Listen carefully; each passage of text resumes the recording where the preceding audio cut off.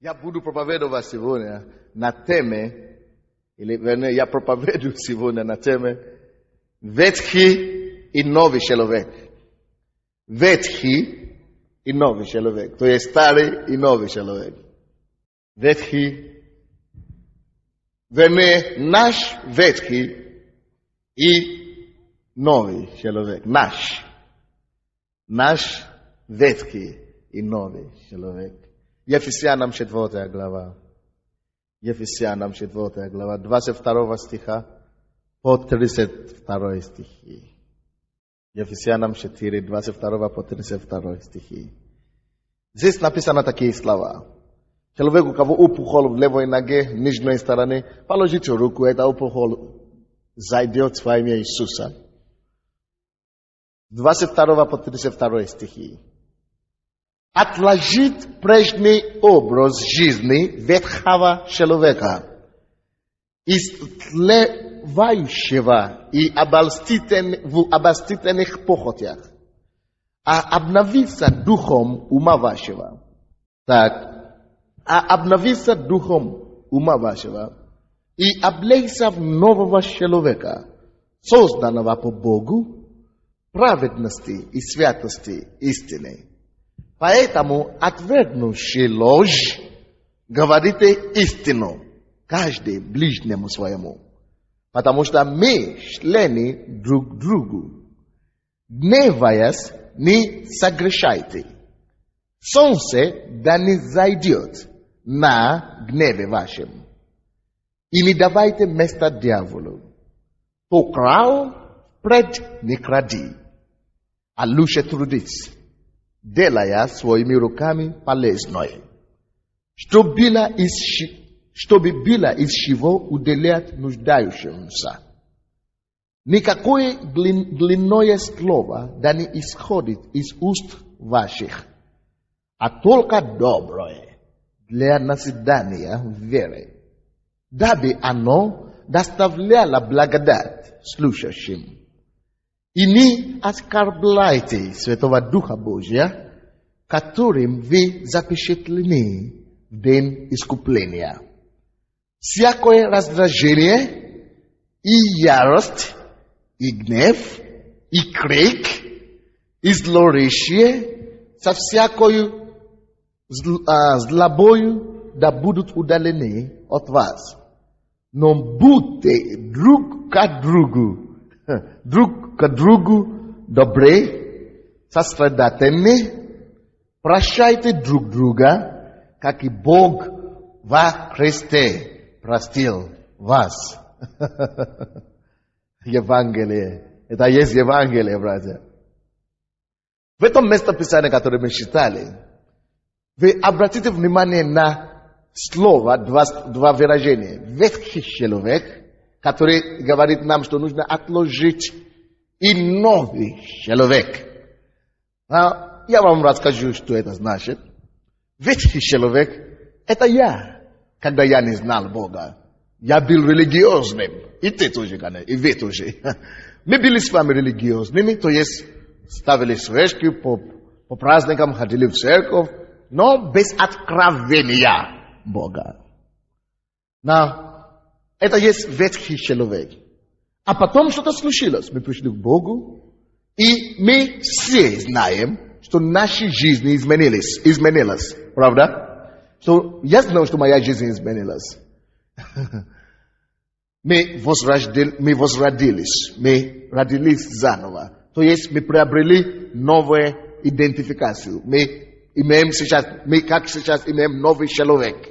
Ветхий человек нужно отложить и облечься новым человеком.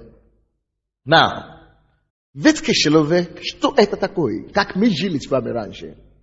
Согласно Ефесянам 2 главе, мы читали сейчас Ефесянам 4. Если вы посмотрите 2 главе, с 1-2 стиха, написано: «И вас, мертвых по преступлениям и грехам вашим, которых вы некогда жили по обычаю мира этого, по воле князя господствующего в воздухе, духа действующего ныне в сынах противления, и так далее, и так далее. Эти стихи обозначают, что мы с вами раньше жили, и мы были мертвыми по преступлениям и грехам. То есть мы были расположены, мы жили по греховным поступкам и обычаям. Это была норма для нас, потому что мы были мертвы в них, в грехах и преступлениях, как все. Поэтому и говорится, что как обычай, по обычаю мира этого. То есть это норма для мира, то, что мы делали раньше. То есть это по обычаю мира этого. По обычаю мира этого люди живут. Now, этот стих, второй стих, Ефесянам 2 глава говорит нам, что всякий человек, это не я говорю, это Библия говорит, который живет, как мы жили раньше с вами, по обычаю мира этого, на самом деле, живет не по его воле, не сам живет, не руководит своей жизнью. На самом деле, этот человек живет по воле, кого там написано? Князя, господствующего в воздухе. Братья и сестры, откройте глаза. Не физические, духовные глаза. Оказывается, что в духовном мире мы живем, мы видим, в духовном мире что есть? Ну что может быть? Ну облака, ну что там? Не. Но есть реальный духовный мир. Есть и в духовном мире, по обычаю мира сего, мировая система правит князь. Князь, который господствует в воздухе. И этот князь толкает и направляет всех не видеть, жить по суете, по обмане, по измене, по блуду, по пьянству, просто как все живут. Просто говорят, что это нормально, все так живут, так я и так и живу, какая разница. Почему дьявол это делает? Чтобы нам не прозрелось, чтобы мы не прозрели на то, что есть другой мир, на то, что есть Бог, на то, что есть Царство Божьего. И написано, мы с вами жили по обычаю мира сего, что обозначает, что мы жили по воле князя господствующего в воздухе. Поймите, и я не хочу никого обижать, но это факт. Нам нужно дождаться того, чтобы услышать или дожить до такого времени, чтобы кто-то мог говорить нам правду.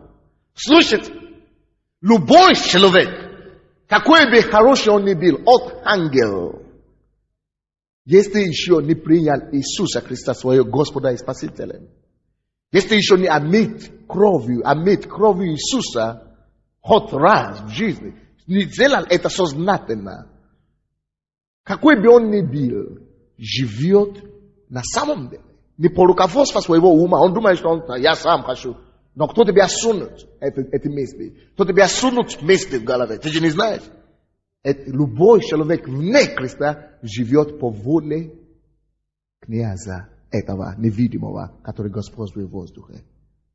Мироправители мира тьмы века всего. Поэтому мы читаем Библию. Бог открывает нам духовный мир через Библию. Поэтому мы ходим в церковь. То, что ты не услышишь по телевизору, Бог открывает нам. То есть, я думал, когда я был в миру, я не курил, я не пил, я не кололся, но я делал другие грехи. Я думал, я лучше, чем соседа, я хороший. Но, не. Дьявол меня зацепил своим грехом. Какой бы человек ни был, дьявол его зацепляет каким-то грехом, чтобы его ослепил.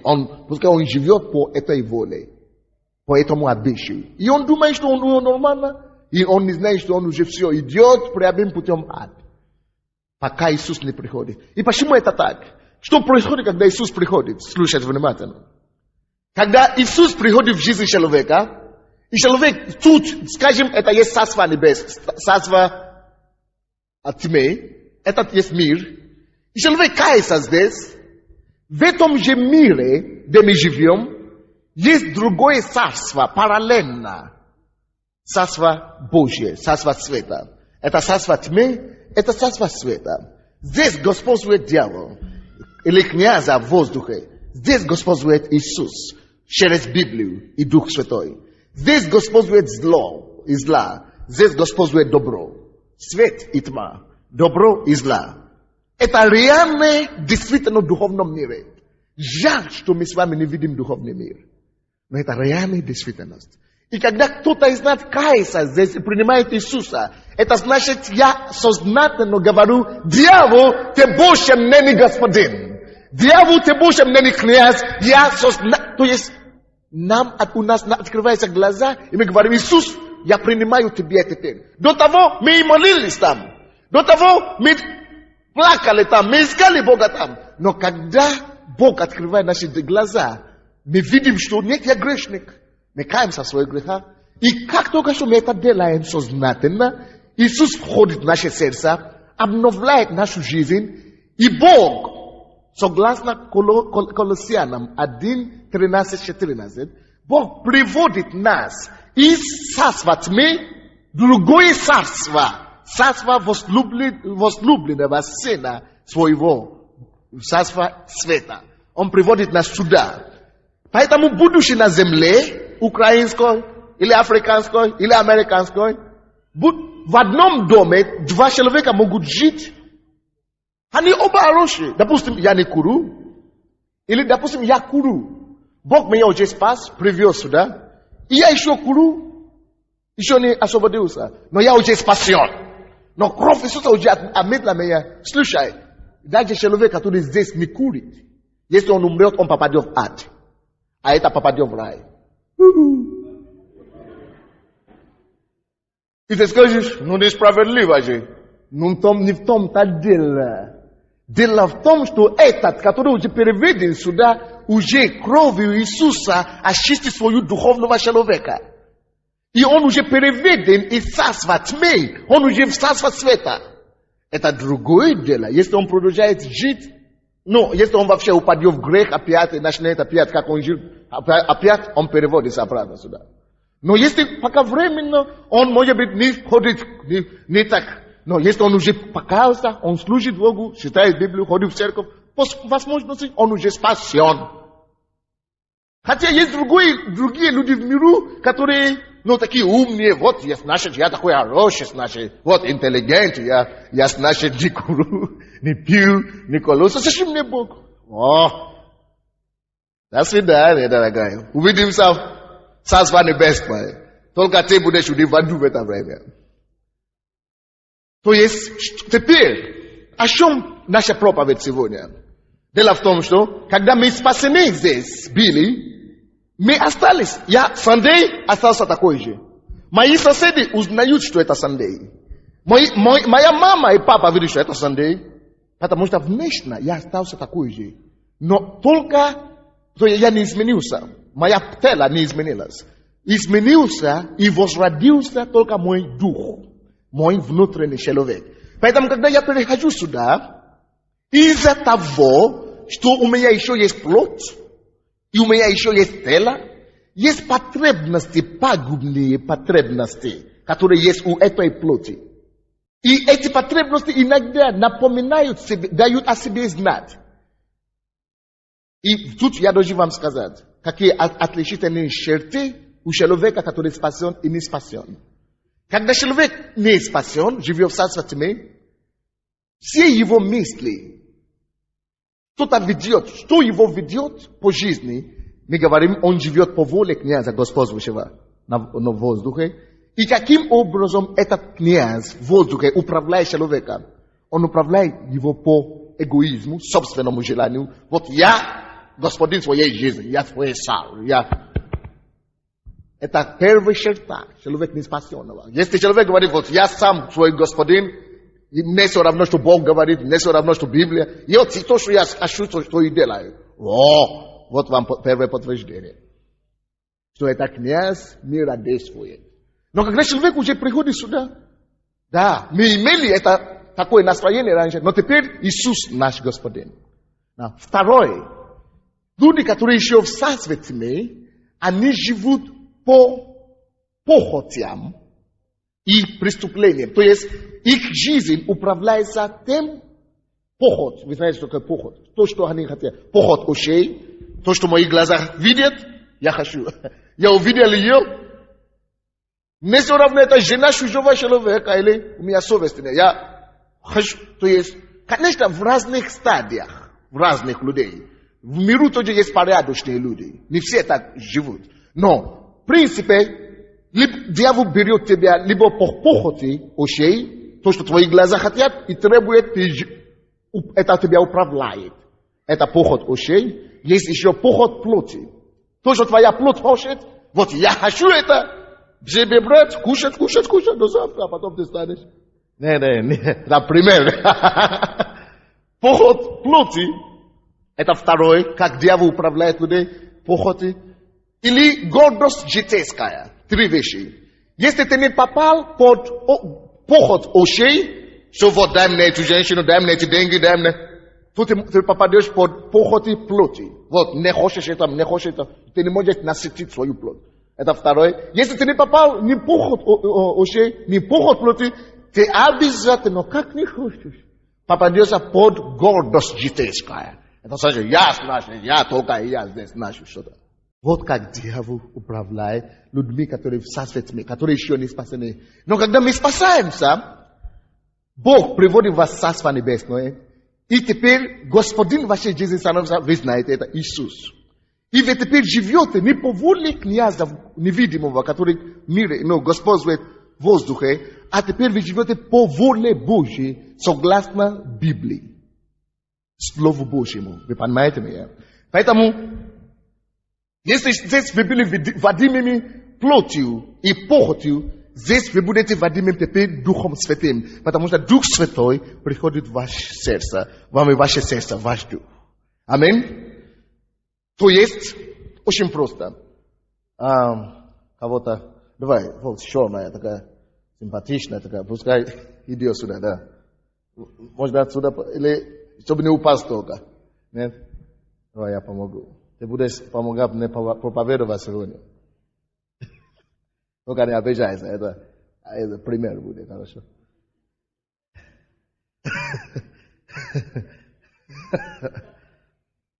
Допустим, у нас есть плоть, у всех есть плоть. Когда мы каемся, мы такие же. Но в миру в основном же, вы знаете, всех руководила именно эти 3 вещи. Похоть уши, ока, похоть плоти и гордость житейская. Плоть, короче. То, что плоть мне диктует, то и делаю. А когда мы приходим к Богу, Дух Божий идет на первом месте. Кто из вас знает, что Анита, да? Что Анита на самом деле вы не смотрите на Аниту сейчас. Вы это знаете? Это не Анита. Ее зовут Анита, но то, что вы видите сейчас, это не Анита. Я это уже пример приводил много раз. Но я приведу еще раз, чтобы было понятно, о чем я проповедую сегодня. Вот, Анита на самом деле есть Анита, но она живет внутри. И вот, эта красивая фигура, которую мы видим сейчас, это ее тело. Это дом, где она живет. Вы поняли? Это дом, где Анита живет. Допустим, если Анита, закрой, пожалуйста, глаза. Ты кого-нибудь видишь? Нет. Она не может видеть. Именно Анита никого не видит, потому что окно, через которое она смотрела в мир, она закрыла только что это окно. Допустим, вы знаете, как вас зовут, вы есть кто, да? Вы закройте, пожалуйста, глаза. Это значит, вы закрыли окно, через которое вы выглядываете в мир. Теперь закрытыми глазами попробуйте, пожалуйста, на меня смотреть. Кто-нибудь меня видит?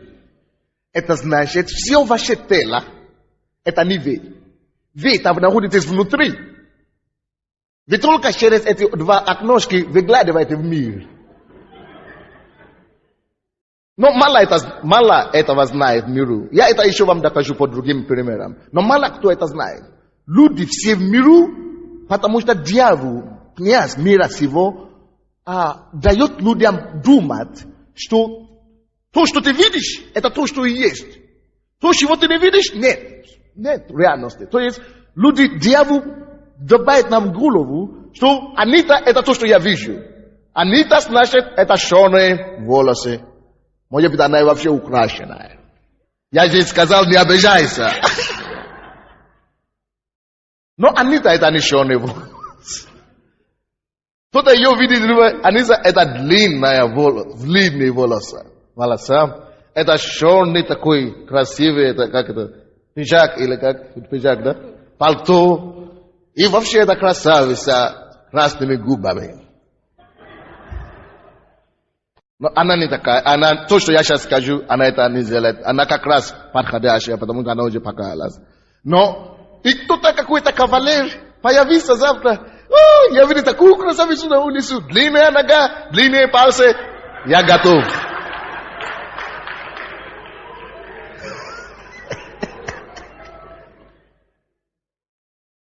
И попадаешься капитана.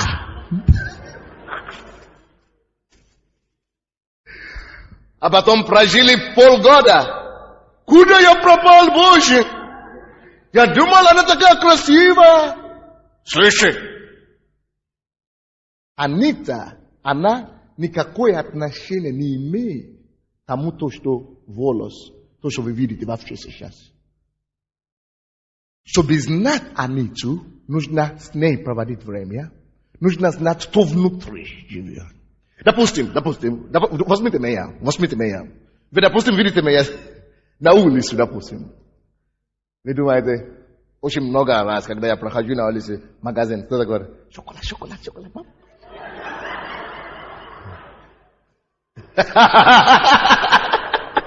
Шоколад меня зовут. То есть, почему-то шоколад. Похоже, конечно, по свету.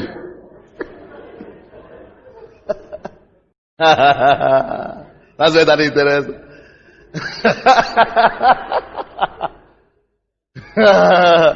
Короче, когда кто-то обыкновенный просто меня видит, который меня не знал, или не знает, он просто думает, вот очередной негр пошел.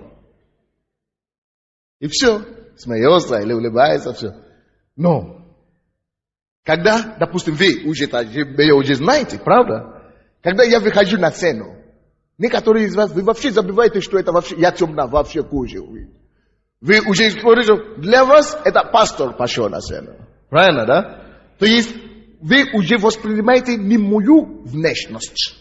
Вы уже воспринимаете, вы уже опознали меня, вот, Сандея. Вы уже видите, что вот пошел Сандей. Потому что вы уже проводили со мной время, вы уже меня знаете. Вы знаете того, кто живет в этом темном доме. И вы уже успели выяснить себя, что этот человек вовсе не такой темный, как он выглядит. Разве это не класс?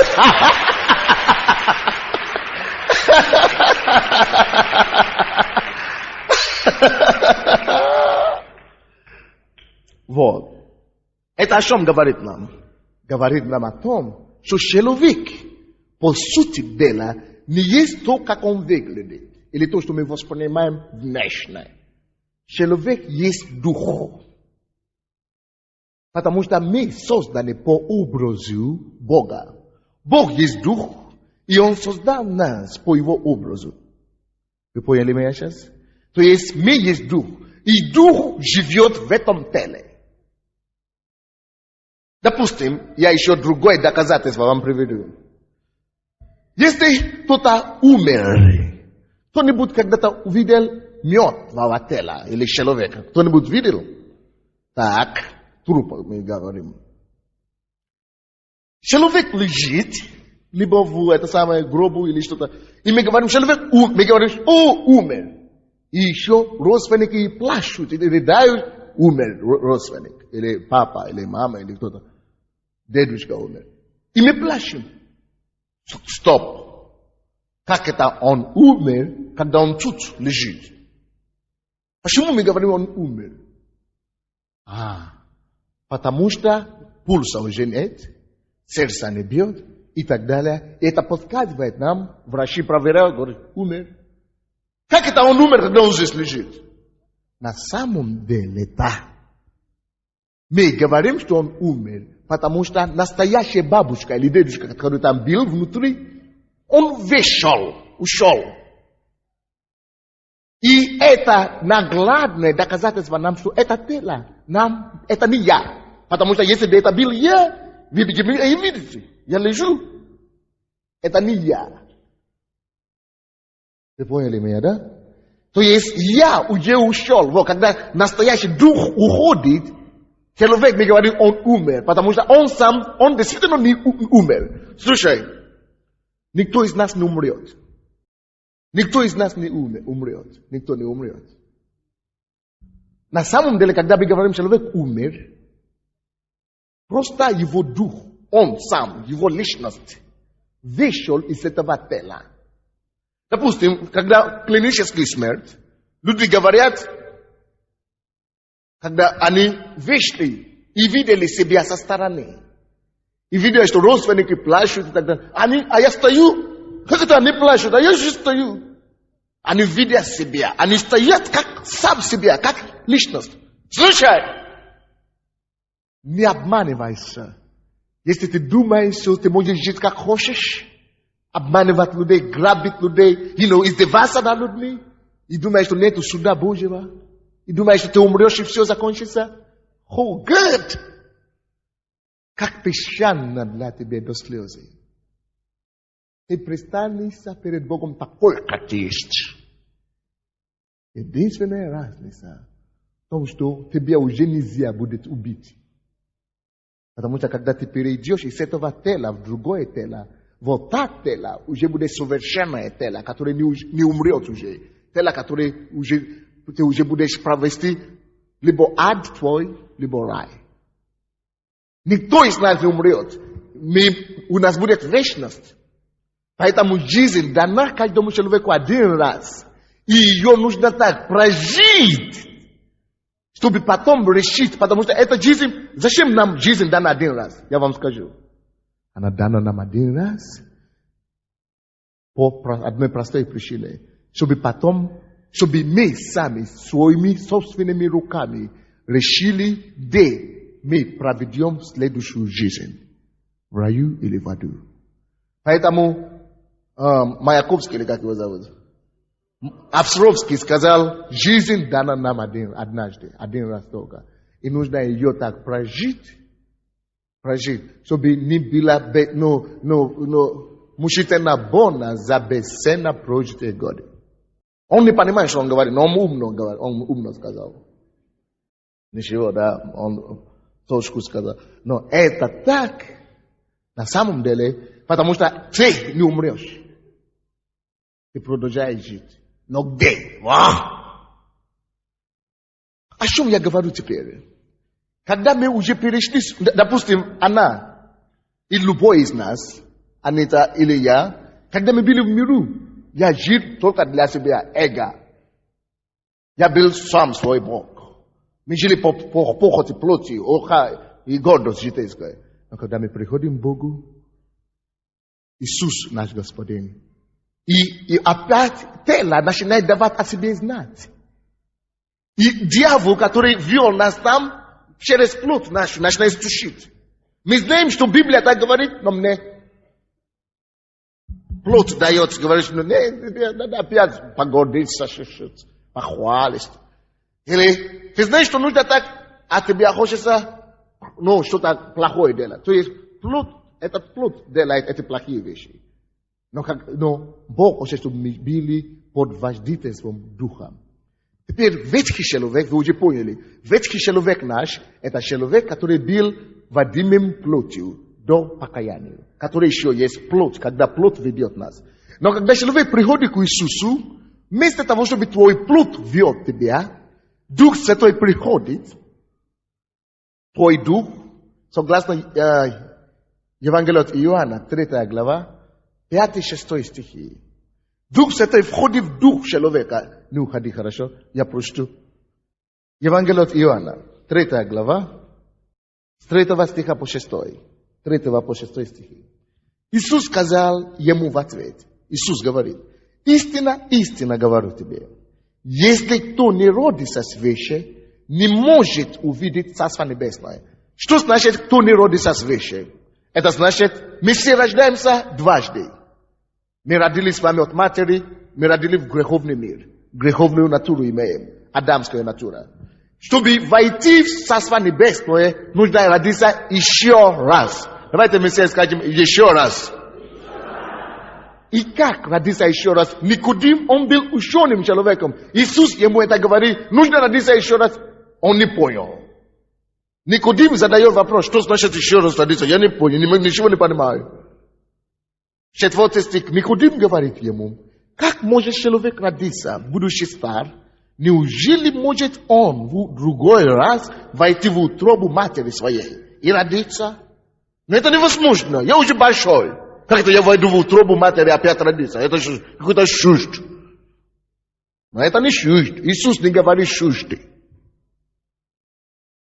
5 стих. Иисус отвечал, истина, истина говорю тебе, если кто не родится от воды и духа, воды здесь обозначает Слово Божие. Если кто не родится от Слова Божьего и от Духа Святого, не может войти в Царство Небесное. Рожденное от плоти. Есть плоть. Как человек родился от плоти? Грешный, так он грешный. А рожденное от Духа. Видите, большое Д. Это от Духа Божьего. Есть Дух. Что это значит? Значит, у меня теперь есть плоть. У меня есть своя часть тела, которая есть плоть. Вот сандей внешний. И есть Дух. Тот часть, который рожден Духом. И чтобы войти в Царство Небесное, надо родиться не просто от плоти, как все в грехе, но нужно еще и родиться от Духа Божьего. Потому что Царство Божие – это духовное царство. Это там, где Дух Господь. Надо родиться от Духа. Теперь, что происходит с вами и со мной, когда мы каемся и принимаем Иисуса в свое сердце? Потому что многие из нас это не знаем. Мы знаем, что, моя жизнь изменилась, я перестал колоться, перестал пить, перестал материться, перестал гулять, стал добрее, мне легче на сердце, значит хорошо. Это не просто, это последствие. То, что мы рассказываем, это последствие. А что произошло? Слушайте внимательно. Когда человек здесь, в миру, слушает Слово Божие, поэтому написано, нужно родиться от Слова и от Духа. Никто не может покаяться и познать истинного Бога без Его Слова. Вот почему, когда мы с вами ходили в церковь, где не читают Слова Божьего, мы хотим Бога, мы хотим покаяться, мы хотим познать Бога, но мы не могли, потому что без Слова никто не может родиться от Бога. Вы поняли меня сейчас? Поэтому, когда мы слушаем Слово Божьего, мы понимаем, Боже мой, почему я этого не знал раньше? Что-то мне не хватает. И мы осознаем, что нам надо принять Иисуса в свое сердце. И когда мы сокрушаемся, раскаиваемся за свой грех и приглашаем Иисуса, Господи, войти в наше сердце. Иисус действительно приходит. Но кто из вас знает, что Иисус не может прийти вот таким плоти и личностью, 2-литровый мужчина. Иисус приходит как Духом Святым. Так? Иисус приходит в Духом Святым в мое сердце или в твое сердце. И что происходит? Дух Святой возрождает мой прежний ветхий человек, дух, который был по Адаму, по греховному природу. Каждый человек рождается по природе Адама. То есть склонна к греху. Мы родились уже грешными, короче. То есть эта природа и этот человек внутренний, который уже родился грешный, Дух Святой приходит и возрождает его. Это именно так, как Иисус родился. Вы знаете, что Иисус не родился с греховной плоти, природой. Потому что папа его был не Адам, не человек, а папа его был кто? Дух Святой. Поэтому таким же образом, как Иисус родился, мы теперь рождаемся. Вот так, когда мы обращаемся к Нему. Дух Святой приходит и возрождает наш дух, не наше тело. Иисус тоді имел нормальное тело, но он его дух не греховный. Вот, поэтому, то есть теперь я, Сандей, и Дух Святой пришел. И он остается со мной. Теперь Дух, скажем, это мой ветхий человек, это мой новый человек. Это Дух Святой приходит во мне, возрождает меня. И вдруг я обнаруживаю, что мне уже не хочется грешить. Мне уже не хочется обманывать людей. Мне хочется идти к Богу. Мне хочется любить людей. Мне хочется не легче на сердце, на душу, мир.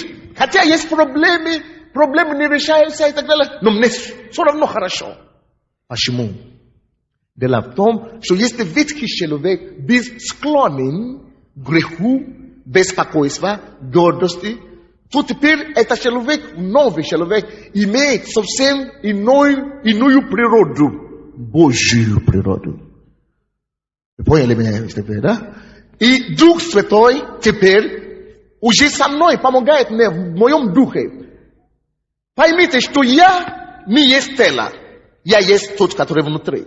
И Дух Святой в моем духе, он ведет меня. Я новый человек внутри. И я хожу и должен ходить с Духом Святым, сотрудничать с ним, учиться у него. Вы понимаете меня, да? Но теперь, когда я уже верующий, у меня ветхий человек, тело напоминает о тебе, но мой дух уже не хочет жить, как я жил раньше. Внутри мне уже не интересно жить под сатаной, я уже хочу быть свободной.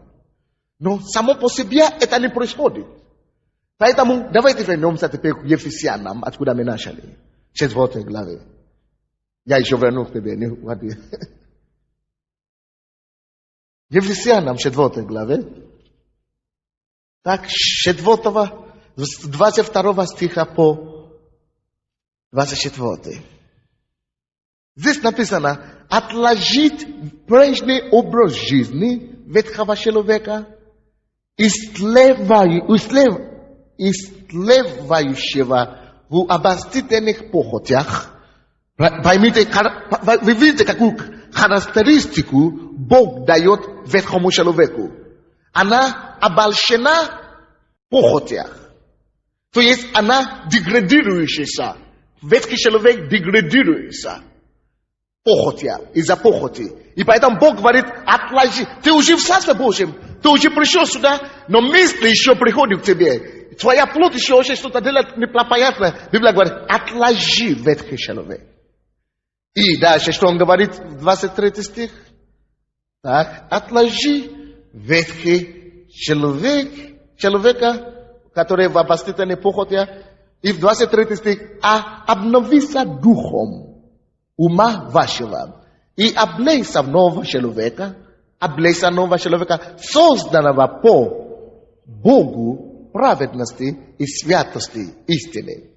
То есть новый человек, который во мне, это мой дух, оно теперь создано по праведности, по святости. Бог говорит: облейся в него, то есть привыкай к этому. Раньше я всю жизнь привык, что меня вела, мною руководила моя плоть. Мое тело, что я хотел. Теперь он говорит: отложи это.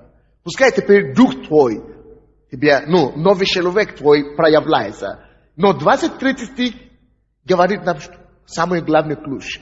Говорит, каким образом не облейся в нового человека? Написано: облейся в нового человека, обновлением ума вашего Духом Святым. То есть Дух Святой, который во мне, помогает мне, учит меня жить по Богу. Теперь, допустим, мой ветхий человек, по плоти моя, создан по Адаму. Адам грешный. А мой новый человек создан по Богу. Бог святой, Бог справедливый, Бог есть любовь, Бог есть вера. И теперь, как мне знать, как мне теперь себя вести? Чтобы моя плоть больше меня не вела, мне дано Духа Святого. Чтобы Дух Святой мне помогал изучать Бога. Потому что если я создан теперь по образу Божьему, по Богу, я должен быть такой, как Он, как Бог. Вот что значит быть христианином. Откуда мы получили слово христианин? Христианин — это значит Христа подобный. Это значит, теперь, когда мы уже возрождены, я формирую свой образ жизни по Христу. Я живу по любви, по радости и так далее. И откуда мне это знать? Поэтому нам дана Библия. Чтобы читать Библию и видеть, как Бог себя ведет, как Христос себя ведет, и жить по этим принципам. Вы поняли меня? Поэтому Дух Святой у нас есть, чтобы я мог прислушиваться не плоти, а Духу Святому и жить по Его вождению. Допустим, мы говорили, что это не Анита, Анита внутри. Ну, я без тебя, я на себе сделаю этот пример теперь. Спасибо. Очень интересный пример, грубый такой, не очень хороший, но дойдет до вас. Я уже вам сказал, что человек есть дух, так? Дух, который внутри. Раньше наша плоть, наше хотение и желание вела нас. Слушайте внимательно. Что такое плоть? Поймите, что ты есть дух. И Бог тоже есть дух. Мы созданы по Богу. Представьте себе, что есть воздух, который вы дышите. Есть воздух, да? Вы же не видите его. Вы не видите. Таким же образом Бог есть дух. Он рядом с вами. Он перед тобой, ты даже не знаешь. Он там есть. Но слушай. Не только Бог есть дух, ты тоже есть дух. Человек, который внутри тебя есть дух. Мы говорим, человек умер, и он лежит, плоть его лежит, он уже ушел. Слушайте меня внимательно. Плоть нематериальный. И человек, тело, который мы видим, плоть, многие люди, 90% людей, они живут только ради плоти.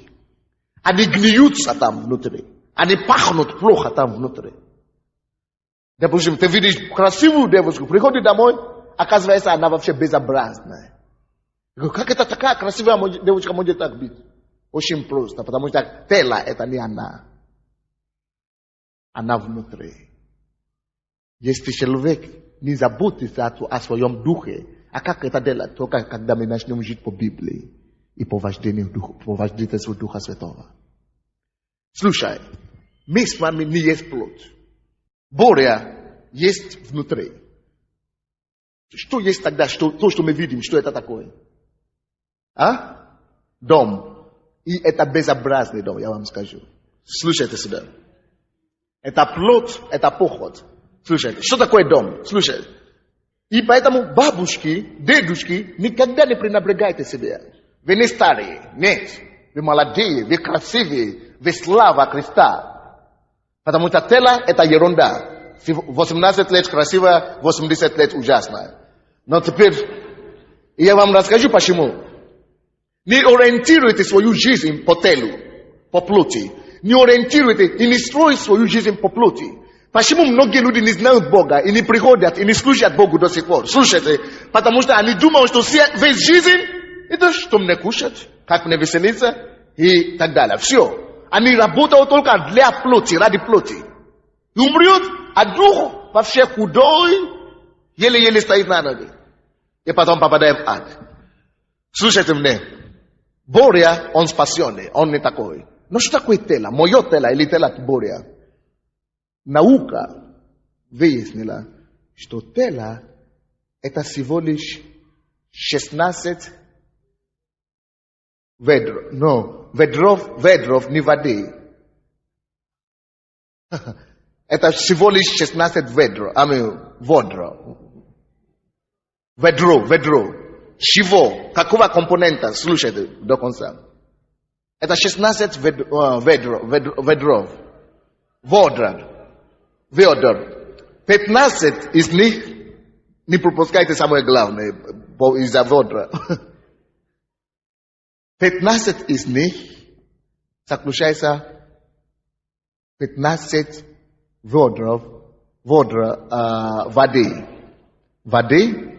Только одно, да? Ведро прах. Из праха, то есть, как, земля. Только одно ведро земля, остальное всего лишь 15 ведро воды. А по науке заказано все. То есть, это ничего, это не ты. Никогда не думай, что твоя тело это ты. Слушайте. Если у нас есть какое-то маленькое право заботиться об этом теле, чтобы оно было отлично, в хорошем состоянии, здоровое, крепкое, то нам нужно еще больше усилий, 1000 усилий больше заботиться, вы знаете о чем? О внутреннем человеке. Слушай, это не ты, это ну, короче, понятно, да? Это не ты, ты же понимаешь. Это всего лишь 16 водор.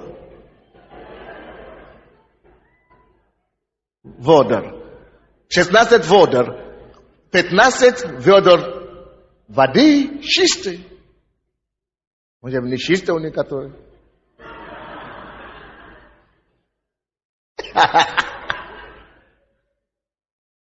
И слава Богу, нам даже еще повезло, что хотя бы одна ведра там в земле есть. Субстанция, материя. Да? Поэтому, когда человек умирает, гниет на земле. Вода. Через 4 дня, если не делать химию, когда человек умирает, начинает очень смердить. Потому что это вода. И земля. Слава Богу, что есть субстанция маленькая, одно ведро. И все. Так что представь себе, если это есть 16 ведер, тогда где я? Я есть дух. И представьте себе, самое главное, что я хочу учить вас сейчас, что я всю жизнь был руководимым желаниями моей плоти. Это ужасно, это не я. Представьте себе, что когда я спасен, мой дух соединился с Духом Божьим. Дух Божий здесь. И представьте себе, что это просто дом, где ты живешь. Я вам это доказал, когда вы закрыли глаз, что вы были внутри. Представьте себе, что ты наружу. Это не когда ты спишь. Иногда, когда я сплю, Бог мне дает такую возможность. Я сплю дома, да? А мой дух в это время вместе с Духом Божьим идет в какую-то больницу. Я вижу себя. Я иду в какую-то больницу, молюсь за кого-то. Или я иду с каким-то членом церкви говорю. Или... И ты тоже, с вами тоже. Поэтому у вас сон. Это ваш дух, что-то творит там. И тело это не вы. И поэтому представь себе во время искушения и вообще каждый день твоей жизни, что ты ценный, ты более ценный, чем это тело вот. Ты намного более ценный, ты сотворен по образу Божий. И всегда представь себе, что вот я здесь, вот мое тело здесь. Мое тело здесь. Смотрите на меня внимательно. Вот это мое тело, это Сандей. Но я покидаю Сандей. Вот это я здесь. Я чистый. Я с Богом. Потому что когда Дух Святой входит, мы соединяемся, становимся одно. Но Дух же одно с Духом Божьим. Там написано в Евангелии от Иоанна 3:6, написано, что Дух рожден Духом. Он возвратит наш Дух. То есть большой Дух Божий здесь, а я маленький с ним соединен. Это я. А это мое тело. И каждый раз, когда ты молишься за людей, знаешь, что ты соединен с Богом. Ты поэтому подражай Бога. Поэтому, когда я не обижаюсь, как Библия говорит, поэтому все мой образ жизни я ориентирую не по своей плоти, а потому, что Бог хочет от меня. Вот это моя плоть, скажем, а я здесь. Я личность. Я конкретная личность, которая ходит с Богом. Я дух. Сандей есть дух, он просто живет в теле. Вы должны это понять очень хорошо. Сандей есть дух, который живет в теле. И чтобы обновить мой ум, через ум я познаю, кто такой Бог. Когда я читаю Библию, когда я слушаю проповедь, я пропускаю это через свой ум. Через ум дьявол мне всю жизнь накоплял какие-то ерунду, информацию там. Это меня тянет назад порой. Но я вспоминал, нет, я есть личность. И я забочусь об этой личности, чтобы он был здоров, духовно. Поэтому я не умру. И ты тоже не умрешь. Я не переживаю об этом, потому что мое тело я просто выйду из тела, и я всегда выхожу из тела. Это не я. И я всегда буду здоров. Я всегда буду красив. Бабушки, дедушки, вы всегда красивые внутри. Вы всегда стройные. Вы всегда прекрасные. Видите себя не как это тело, не видите себя не как это хижина и И как я называю обычно? Коробка или как это я называю? Это хижина или плод. Не видите себя, не воспринимайте себя как плод. С сегодняшнего дня начните воспринимать себя как духовный человек, новый человек. И Библия говорит, новый наш человек создан по Богу. Значит, я внутри, как дух, начинаю формировать себя и менять себя, чтобы я мог быть как Бог. А что такое Бог? Бог есть любовь. Бог любит людей. Бог имеет мир. Бог имеет долготерпение. Бог имеет милосердие. Бог имеет все, что я читал в Библии. Он такой есть. И допустим, это... Спасибо. Поэтому я заканчиваю. Давайте я прочту еще это местописание еще раз, которое мы читали. И поэтому теперь, с точки зрения того, что я вам уже рассказал, так, постарайтесь понять это местописание. Давайте еще раз прочтем, 22 стиха. Отложить прежний образ жизни ветхого человека. Это значит, отложите прежний образ жизни плоти. Вы поняли это, да? Отложить это. Потому что оно изливающего в обостительных похотях. Это понятно, да? 23 стих. А обновиться духом Божьим, который в нас, ума вашего. Почему ум? Потому что только через ум я могу познавать Бога. Я познаю и отношаюсь к жизни и так далее. 24 стих. И облечься нового человека. Какой новый человек? Мой дух, который возрожден. Созданного по Богу. Запомните это всегда. Мой новый человек создан по Богу. Я должен быть такой, как Бог. Я должен быть похож на Бога. В моих поступках, в моих отношениях к жизни, в моих улыбках и везде. Я создан по Богу. Я больше не создан по Адаму. Да, я был создан по Адаму, но я возрожден. Теперь мой новый человек создан по Богу. Скажите твоему соседу, ты теперь создан по Богу. Так, дальше слушаем. 24 стих. Быстро, я заканчивал. Пожалуйста. Так, давайте, вы поняли, да? 24 стих, давайте прочтем. И облейся в нового человека, созданного по Богу, праведности по Богу. Что это значит? Это значит, Бог праведный, справедливый. И я стараюсь быть справедливым. Но поймите, пока мы здесь живем на земле, никто из нас никогда не достигнет до совершенства Бога. Никто. Самый святой из нас, мы всего лишь все равно слабый человек. Потому что мы еще живем в плоти. Но я стараюсь. Я подражаю и свою жизнь ориентируюсь по Богу. Бог, который справедливый, так написано, праведный, и святой, и истинный. 25 стих. Потому что я это знаю, потому что я отлагаю в сторону ветхий человек и обличаюсь новой. Поэтому отвергнувши ложь, как вы думаете, это атрибут ветхого или нового человека? Ветхого. Поэтому мы отлагаем. Отложивши ложь, говорите истину, потому что Бог есть истина. Так? Каждый ближнему своему. Потому что мы члены друг друга. Гневаясь. Вы знаете, что даже написано в Библии, что иногда даже Бог гневается иногда. Даже Бог. Поэтому Бог не говорит, что нельзя вам гневаться. Но говорит, гневаясь, не согрешайте. И что значит, какая разница, где мне грамм найти? Когда мне раздражение и когда я грешу. Написано дальше, в этом же стихе, гневаясь, не согрешайте. Солнце да не зайдет на гневе вашем. Если ты обижался, нужно тут же прощать. Если ты будешь держать обиду до утра, пока солнце не зайдет, это значит, это уже будет грех для тебя. То есть, прощай как можно быстрее. Это если тебе обидно. Вы поняли, да? Бог так делает, потому что мы столько согрешили против Бога, но Он тут же прощает нас. Бог хочет, чтобы мы тоже таким же образом относились к людям. Так, 27 стих. И не давайте место дьяволу. Что значит давать место дьяволу?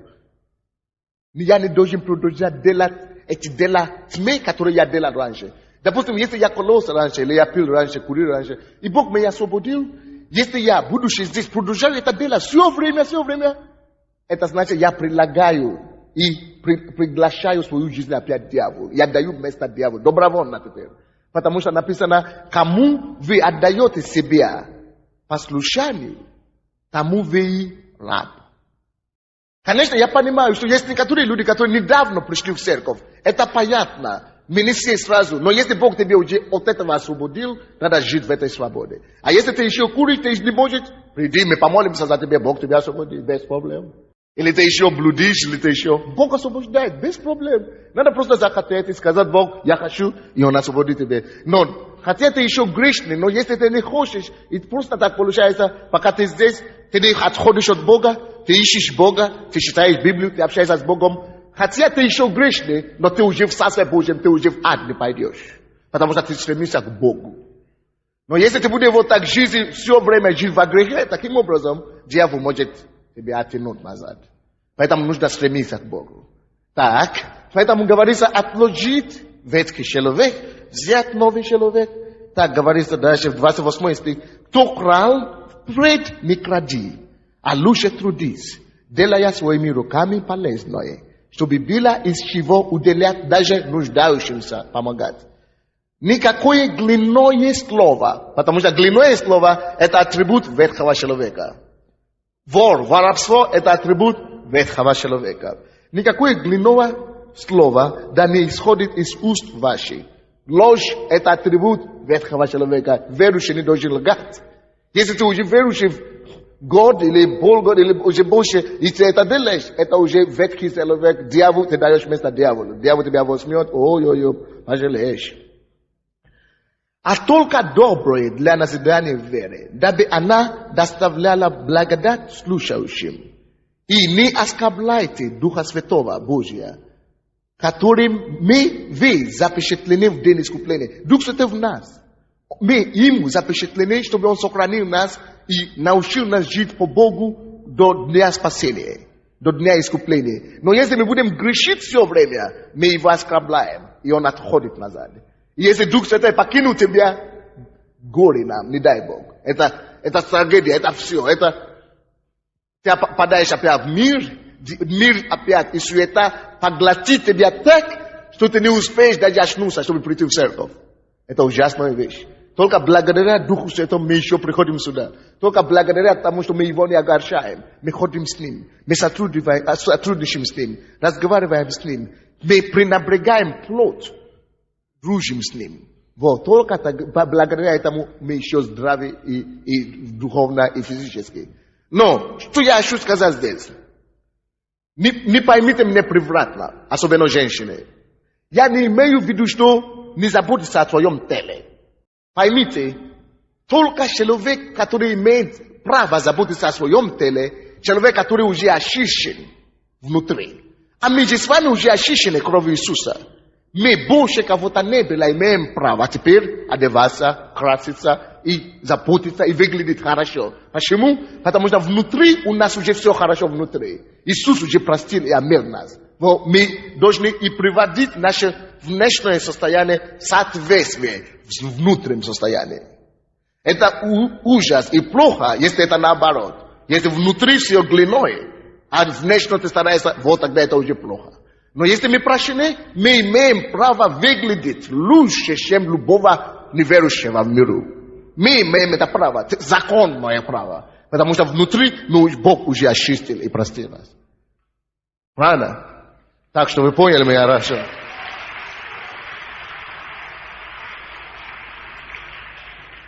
Но мы не делаем это чересчур. То есть мы не забываем, мы не заботаем о плоти, забывая о духовном, о нормальном, о нашем естественном человеке. Мы заботимся о себе, но больше времени уделяем даже своему духовному человеку. Правильно? Вот тогда это будет баланс. Тогда будет нормальный баланс.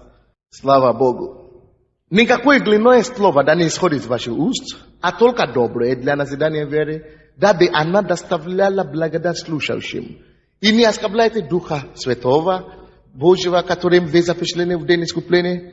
Всякое раздражение и ярость. Видите, послушайте. Всякое раздражение – это дело ветхого человека. Всякая ярость тоже. Гнев, крик, злоречие, со всякой злобою да будут удалены от вас. но будьте друг к другу добры, сострадательны, прощайте друг другу, как и Бог во Христе простил вас. То же самое мы можем читать Колоссянам, 3 глава, Колоссянам 3 глава, 5 по 10 стихи. Написано такие слова. Итак, умерщвите земные члены ваши, то есть ветхий человек опять. Умертвите, забудьте о нем, который есть блуд, умерщвите блуд. Это характер ветхого человека. Нечистота, страсть, злую похоть и любостяжение. Это все есть дела ветхого человека. Умертвите, отвергайте от себя, который есть идолослужение, за которые гнев Божий грядет на сынов противления. Видите, гнев Божий придет на весь мир, потому что они живут по этим вещам, по плоти и по делам ветхого человека. И Библия говорит, что вы, пожалуйста, вы уже спасены, вы уже обновлены. Дух Божий уже возродил вас. Не живите больше по этому, потому что если вы будете жить по этому, гнев, который не принадлежит нам, который должен принадлежить значит, который принадлежит людям неверующим, получится, что это на нас тоже упадет, потому не будет разницы. Поэтому, несмотря на то, что люди некоторые покаялись здесь, год назад, 2 года назад, потому что они вернулись, чтобы служить делам плоти, они опять стали рабами плоти. И гнев, который принадлежит миру, сынов противления, опять на них не сходит. Вот почему Библия говорит нам, что нет, живи правильно, нет, живи по духу, нет, живи по новому человеку, за который гнев Божий грядет на сынов противления, в которых и вы некогда обращались. То есть мы некогда обращались от него, когда жили между ними. А теперь вы отложите все. Гнев, ярость, злобу, злоречие, сквернословие, уст ваши. Не говорите лжи друг другу. Есть некоторые люди, которые думают, что это невозможно не лгать. Я тоже как-то так думал раньше. Когда я был всего лишь полгода верующим, я думал, Боже мой, я, наверное, не легче уйти из церкви, чем не лгать.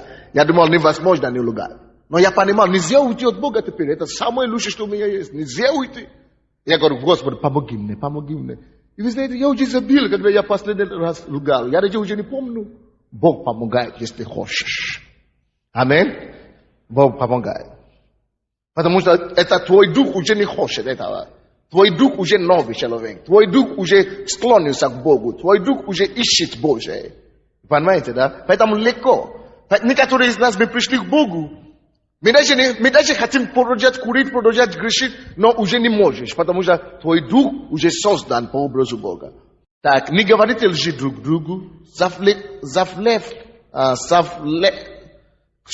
ветхого человека с делами его, и облегшись нового, который обновляется по знанию по образу создавшего его. То есть новый твой человек реализируется и становится твой образ жизни и обогащается, обновляется потому, как ты будешь читать Библию, как ты будешь знать Иисуса. Через познание Иисуса твой новый человек создается, укрепляется, потому что ты подражаешь Иисуса. Ты хочешь быть как Он, и твой духовный человек растет выше и выше. Вот почему мы ходим в церковь, вот почему мы слушаем проповеди, вот почему мы читаем Библию, чтобы наши преимущества было не со стороны плоти, а чтобы преимущество было со стороны духа. Потому что плоть 16 водор всего-навсего. Давайте склоним наши головы, будем молиться. Играйте что-нибудь, не потихоньку. Давайте склоним нашу голову. Если у вас еще есть преимущество, если еще вами руководит ваша плоть, если вами руководит ветхий человек, спросите у Бога своими словами и скажите Ему, Господи, помоги мне жить по руководству нового человека. Не ветхий человек, не плоть, не страсти, не гордость житейская, не похоть очей, не похоть плоти. Но помоги мне теперь начинать жить по Твоему Слову, начинать жить по вождению Своего Духа.